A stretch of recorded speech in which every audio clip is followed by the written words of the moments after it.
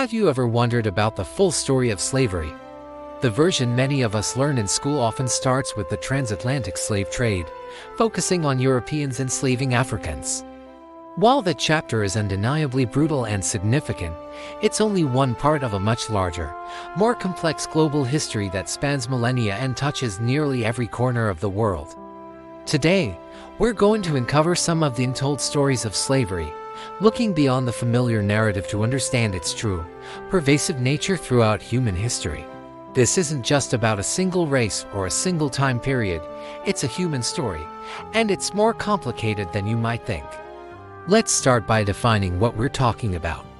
At its core, slavery is a system where one human being is owned by another, treated as property, and forced to work without consent or compensation.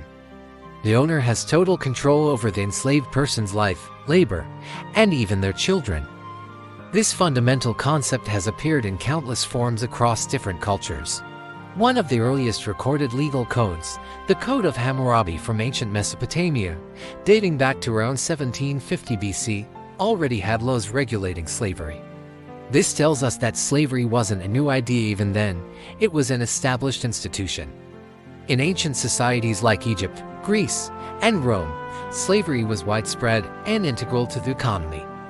In ancient Rome, it's estimated that at certain points, up to a third of the population was enslaved. These individuals weren't enslaved based on their race. They were often prisoners of war, people captured by pirates, or individuals who fell into severe debt.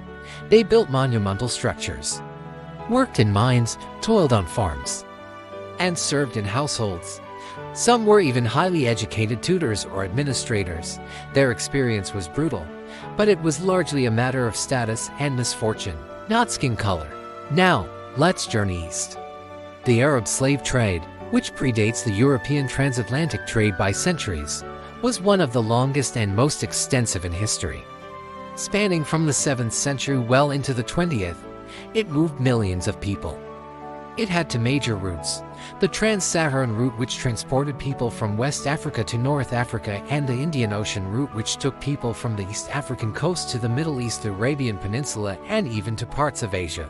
A significant and tragic aspect of this trade was the high demand for eunuchs to serve in courts and harems, leading to a brutal castration process with an incredibly high mortality rate.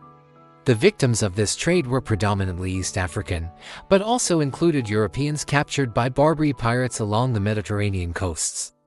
Yes, for centuries, Europeans were also enslaved in North Africa, a fact often left out of mainstream history lessons. Slavery was also a common practice within Africa itself, long before Europeans arrived. Various African kingdoms and societies engaged in their own forms of slavery and servitude. People could become enslaved through warfare, as punishment for crimes, or to pay off debts. This internal system was complex and varied greatly from one region to another.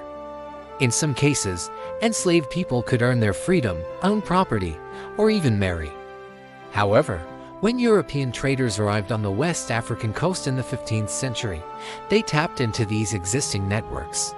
They didn't just go inland and capture people themselves. They offered goods like guns, textiles, and alcohol to African rulers and merchants in exchange for captives of war and other enslaved people. This created a devastating feedback loop. The demand for slaves fueled more wars and raids, destabilizing entire regions and leading to immense suffering. This brings us to the transatlantic slave trade, the system most familiar to us. What made this form of slavery historically unique and particularly insidious was its scale, its economic efficiency, and its explicit justification through racism. Between the 16th and 19th centuries, an estimated 12.5 million Africans were forcibly loaded onto ships. The journey, known as the Middle Passage, was horrific. People were packed into unimaginably tight and sanitary spaces for weeks or months. Disease, malnutrition, and despair were rampant, and it's estimated that nearly 2 million people died before even reaching the Americas. Once they arrived, they entered a system of chattel slavery. This meant they were legally considered movable property, like livestock. Their status was permanent and hereditary, passed down through the mother. So, the child of an enslaved woman was born a slave, regardless of who the father was. This created a self-perpetuating system of forced labor that powered the sugar, cotton, tobacco, and coffee plantations of the New World. The immense wealth generated by their unpaid labor built the economies of many European nations and the United States. To justify this brutality, a new and powerful ideology was developed: scientific racism. European thinkers and leaders created pseudo-scientific theories that claimed Africans were biologically inferior, less intelligent, and naturally suited for subjugation.